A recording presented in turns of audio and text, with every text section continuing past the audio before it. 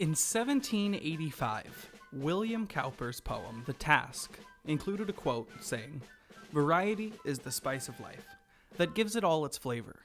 235 years later, this is still probably the most accurate statement of the human population. Whether it's spending an hour making your avatar in a game, buying different phone cases, or changing up your hairstyle, it's all based on customization. To make sure that everyone gets that option, we have added some new icons for your progress. Here, let's check it out. Go to the top right corner of the screen. Up there should be a logo with your initials in it. If it's not initials, then it would be a picture that you chose to replace the initials with. Click on that to reveal a drop-down menu.